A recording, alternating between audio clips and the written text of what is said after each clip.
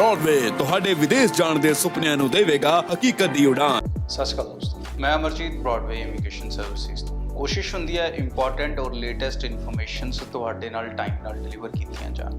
ਸੋ ਇੱਕ recent show Jagpreet sir ਨੇ I think ਅੱਜ ਜਾਂ ਕੱਲ ਉਹਨਾਂ ਨੇ ਪਾਇਆ ਸੀ, ਇੱਕ ਦਿਨ ਪਹਿਲਾਂ ਜਾਂ ਕੱਲ ਅੱਜ ਪਿਆ ਹੋਊਗਾ।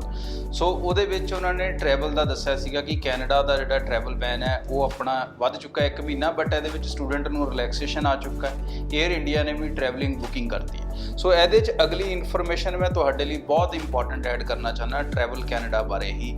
ਸੋ ਉਹਦੇ 'ਚ ਜਿਹੜੀ ਮੇਨ ਚੀਜ਼ ਹੈਗੀ ਹੈ ਕਿ ਜਦੋਂ ਤੁਸੀਂ ਉੱਥੇ ਲੈਂਡ ਹੋਣਾ ਹੈ, ਜਦੋਂ ਉੱਥੇ ਤੁਸੀਂ ਜੇ ਟਰੈਵਲ ਕਰਦੇ ਆ, ਤੁਸੀਂ ਅਗਰ ਇਮੀਗ੍ਰੇਸ਼ਨ ਨੂੰ ਕਲੀਅਰ ਕਰ ਜਾਂਦੇ ਆ ਤਾਂ ਉਸ ਤੋਂ ਬਾਅਦ ਦੀ ਸਿਚੁਏਸ਼ਨ ਕੀ ਹੈ, ਉਹਦੇ ਲਈ ਇੱਥੋਂ ਪਹਿਲਾਂ ਪ੍ਰੀਪੇਅਰਡ ਹੋ ਕੇ ਚੱਲਣਾ ਪਊਗਾ।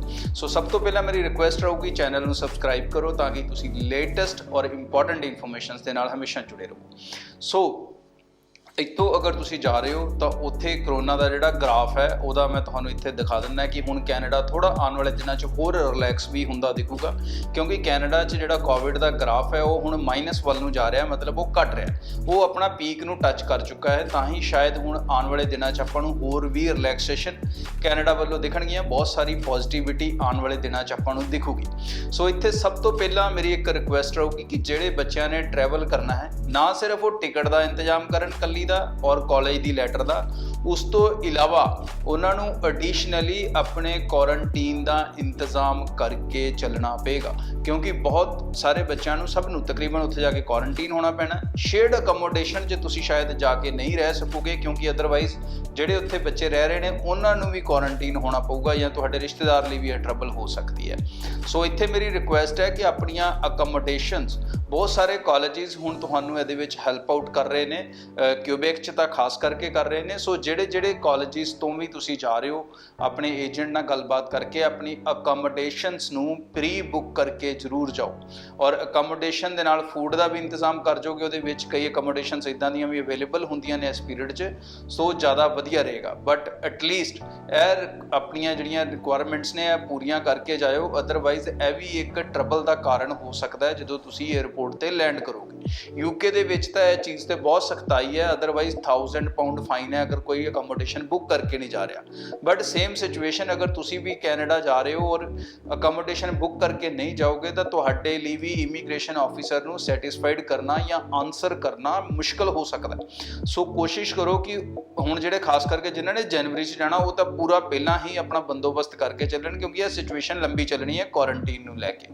ਔਰ ਜਿਹੜੇ ਹੁਣ ਵੀ ਜਾਣਗੇ ਬੱਚੇ, ਉਹ ਤਾਂ ਪਹਿਲਾਂ ਦਾ ਆਪਣਾ ਪ੍ਰੋਪਰ ਕ੍ਰਾਸ ਚੈੱਕ ਕਰਕੇ ਜਾਣ, ਆਪਣੇ ਕੋਲ ਉਹਨਾਂ ਕੋਲ ਸਟਰੋਂਗ ਰੀਜ਼ਨਿੰਗ ਹੋਵੇ ਵੀਜ਼ਾ ਆਫਿਸਰ ਨੂੰ ਸੈਟੀਸਫਾਈਡ ਕਰਨ ਦੀ ਉਹਨਾਂ ਦੇ ਕੋਰਸ ਦੇ ਰਿਗਾਰਡਿੰਗ। ਜਿਹੜੇ ਬੱਚੇ ਉੱਥੇ ਗੱਲਬਾਤ ਨਹੀਂ ਕਰ ਸਕਦੇ, ਇੰਗਲਿਸ਼ 'ਚ ਕੌਨਫੀਡੈਂਟ ਫੀਲ ਨਹੀਂ ਕਰਦੇ, ਬੇਸ਼ੱਕ ਉਹ ਟਰੈਵਲ ਨਾ ਕਰਨ, ਉਹ ਹੋਰ ਕੁਝ ਸਮਾਂ ਵੇਟ ਕਰ ਲੈਣ।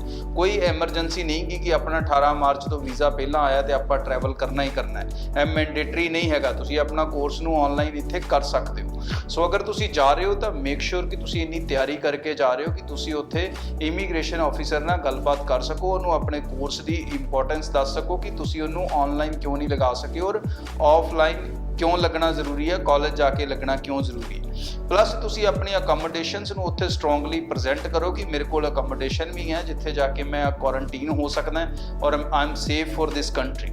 ਠੀਕ ਹੈ ਨਹੀਂ, ਇਹ ਚੀਜ਼ਾਂ ਨੂੰ ਸਮਝੋ। ਖਾਸ ਕਰਕੇ ਹੁਣ ਜਿਹੜੇ ਬੱਚਿਆਂ ਨੇ ਜਨਵਰੀ ਇਨਟੇਕ ਅਪਲਾਈ ਕਰਨਾ ਹੈ, ਉਹ ਮੈਂ ਪਹਿਲਾਂ ਹੀ ਕਹੂੰਗਾ ਕਿ ਉਹਨਾਂ ਕਾਲਜਿਸ ਨੂੰ ਹੀ ਪ੍ਰੈਫਰ ਕਰਕੇ ਚੱਲਣ ਜਿਹੜੇ ਕਾਲਜਿਸ ਅਕਮੋਡੇਸ਼ਨਸ ਪ੍ਰੋਵਾਈਡ ਕਰ ਰਹੇ ਨੇ। ਬਹੁਤ ਸਾਰੇ ਕਾਲਜਿਸ ਨੇ ਇਹਦੇ ਉੱਤੇ ਆਪਣੀਆਂ ਫੈਸਿਲਿਟੀਜ਼ ਔਨ ਕਰ ਦਿੱਤੀਆਂ ਨੇ। You need to check with the colleges. So ਅਸੀਂ ਬ੍ਰੌਡਵੇ ਇਮੀਗ੍ਰੇਸ਼ਨ ਹੁਣ ਜਿਹੜੇ ਜਨਵਰੀ ਇਨਟੇਕ ਵਾਲੇ ਬੱਚੇ, ਕਿਉਂਕਿ ਪੁਰਾਣਿਆਂ ਦੀਆਂ ਤੇ ਕਈਆਂ ਦੀਆਂ ਐਡਮਿਸ਼ਨਸ ਹੋ ਚੁੱਕੀਆਂ, ਸੋ ਉਹਨਾਂ ਦੀਆਂ ਅਕਮੋਡੇਸ਼ਨਸ ਕਿਤੇ ਨਾ ਕਿਤੇ ਕਾਲਜਿਸ ਕੋਲੋਂ ਅਰੇਂਜ ਕਰਵਾ ਕੇ ਹੀ ਦੇਵਾਂਗੇ, ਕੋਸ਼ਿਸ਼ ਇਹੀ ਰਹੂਗੀ। ਬਟ ਜਿਹੜੀਆਂ ਜਨਵਰੀ ਇਨਟੇਕ ਦੀਆਂ ਐਡਮਿਸ਼ਨਸ ਨੇ, ਸਾਡੀ ਕੋਸ਼ਿਸ਼ ਅਸੀਂ ਉਹਨਾਂ ਕਾਲਜਿਸ ਨੂੰ ਹੀ ਲਈਏ ਜਿਹੜੇ ਬੱਚਿਆਂ ਨੂੰ ਪ੍ਰੋਪਰ ਅਕਮੋਡੇਸ਼ਨ ਦੇ ਸਕਣ, ਅਗਰ ਵਿਦ ਫੂਡ ਦੇ ਸਕਣ ਕੁਆਰੰਟੀਨ ਦੇ ਪੀਰੀਅਡ ਲਈ ਖਾਸ ਕਰਕੇ, ਤਾਂ ਸਭ ਤੋਂ ਵਧੀਆ ਹੋਊਗਾ। ਸਾਡਾ ਮਕਸਦ ਹਰ ਵੇਲੇ ਬੱਚਿਆਂ ਨੂੰ ਇੱਕ ਰਾਈਟ ਗਾਈਡੈਂਸ, ਇੱਕ ਉਹਨਾਂ ਨੂੰ ਸਿਕਿਉਰਡਲੀ ਲੈ ਕੇ ਚੱਲਣਾ ਹੁੰਦਾ ਹੈ, ਕਿਉਂਕਿ ਮੈਂ ਕਿਸੇ ਵੀ ਬੱਚੇ ਨੂੰ ਆਪਣੇ ਭੈਣ ਭਰਾ ਤੋਂ ਘੱਟ ਨਹੀਂ ਦੇਖਦਾ। ਮੇਰੀ ਕੋਸ਼ਿਸ਼ ਉਹਦੇ ਲਈ ਵੀ ਉਹੀ ਹੈ ਜੋ ਸ਼ਾਇਦ ਮੇਰੀ ਆਪਣੇ ਬੱਚੇ ਲਈ ਰਹੂਗਾ। ਸੋ ਇੱਥੇ ਵੀ ਮੈਂ ਤੁਹਾਨੂੰ ਇਹੀ ਐਡਵਾਈਸ ਕਰੂੰਗਾ ਕਿ ਉਹਨਾਂ ਕਾਲਜਿਸ ਦੇ ਨਾਲ ਹੀ ਆਪਾਂ ਕੋਆਰਡੀਨੇਟ ਕਰੀਏ, ਪੜ੍ਹਨ ਜਾਈਏ ਜਿਹੜੇ ਤੁਹਾਡੇ ਅਕਮੋਡੇਸ਼ਨਸ ਦਾ ਪ੍ਰੋਪਰ ਇੰਤਜ਼ਾਮ ਕਰ ਸਕਣ, ਤੁਸੀਂ ਸੇਫਲੀ ਉੱਥੇ ਜਾ ਸਕੋ।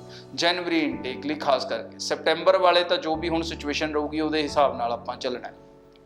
ਸੈਕਿੰਡ ਗੱਲ, ਜਨਵਰੀ ਇਨਟੇਕ ਦੀ ਤਿਆਰੀ ਟਾਈਮ ਨਾਲ ਸ਼ੁਰੂ ਕਰੋ, ਅਦਰਵਾਈਜ਼ ਪ੍ਰੋਬਲਮਸ ਵੱਧਦੀਆਂ ਜਾਣੀਆਂ, ਕਿਉਂਕਿ ਬਹੁਤ ਸਾਰਾ ਬੱਚਾ ਸੈਪਟੈਂਬਰ ਇਨਟੇਕ ਵਾਲਾ ਡੈਫਰ ਕਰ ਚੁੱਕਾ ਹੈ ਜਨਵਰੀ ਦੇ ਵਿੱਚ, ਜਿਹਦੇ ਕਰਕੇ ਕਾਲਜਿਸ ਦੇ ਵਿੱਚ ਸੀਟਾਂ ਨੂੰ ਲੈ ਕੇ ਕਾਫੀ ਪ੍ਰੋਬਲਮ ਆ ਰਹੀ ਹੈ। ਸੋ ਇੱਥੇ ਮੇਰੀ ਰਿਕੁਐਸਟ ਦੁਬਾਰਾ ਰਹੂਗੀ ਕਿ ਤਿਆਰੀ ਟਾਈਮ ਨਾਲ ਸ਼ੁਰੂ ਕਰ ਲਓ। ਜਿਹੜੇ ਬੱਚਿਆਂ ਨੇ ਹਜੇ ਆਇਲਸ ਨਹੀਂ ਵੀ ਦਿੱਤਾ ਔਰ ਉਹਨਾਂ ਨੇ ਹਜੇ ਆਇਲਸ ਦੇਣਾ ਹੈ, ਉਹਦੀ ਤਿਆਰੀ ਕਰ ਰਹੇ ਨੇ, ਉਹਦੇ ਲਈ ਮੈਂ ਪਹਿਲਾਂ ਹੀ ਐਡਵਾਈਸ ਕਰ ਚੁੱਕਾ ਤੁਹਾਨੂੰ ਕਿ ਅਗਰ ਤੁਹਾਨੂੰ ਲੱਗਦਾ ਹੈ ਤੁਸੀਂ ਇੱਕ ਸਫੀਸ਼ੀਐਂਟ ਟਾਰਗੇਟ ਸਕੋਰ ਅਚੀਵ ਕਰ ਸਕਦੇ ਹੋ ਤਾਂ ਆਪਣੀਆਂ ਆਨਲਾਈਨ ਆਇਲਸ ਕੋਚਿੰਗ ਸਟਾਰਟ ਕਰੋ। ਜਿਹੜਾ ਵੀ ਤੁਹਾਨੂੰ ਇੰਸਟੀਚਿਊਟ ਸੈਟੀਸਫਾਈਂਗ ਸਰਵਿਸ ਦੇ ਸਕਦਾ ਹੈ ਬੇਸ਼ੱਕ ਉਹਦੇ ਤੋਂ ਤਿਆਰ ਕਰੋ, ਕੋਈ ਚੱਕਰ ਨਹੀਂਗਾ। ਲੇਕਿਨ ਜਦੋਂ ਵੀ ਤੁਸੀਂ ਆਨਲਾਈਨ ਆਇਲਸ ਦੀ ਕੋਚਿੰਗ ਦੀ ਤਿਆਰੀ ਕਰਨੀ ਹੈ ਤਾਂ ਮੇਕ ਸ਼ੋਰ ਤੁਹਾਡੇ ਕੋਲ ਇੱਕ ਲੈਪਟਾਪ ਹੋਣਾ ਜ਼ਰੂਰੀ ਹੈ। ਲੈਪਟਾਪ ਨਹੀਂ ਹੈ ਤਾਂ ਡੈਸਕਟਾਪ ਹੋਵੇ, ਡੈਸਕਟਾਪ ਨਹੀਂ ਹੈ ਤਾਂ ਘੱਟੋ ਘੱਟ ਇੱਕ ਸਮਾਰਟ ਟੀਵੀ ਹੋਵੇ।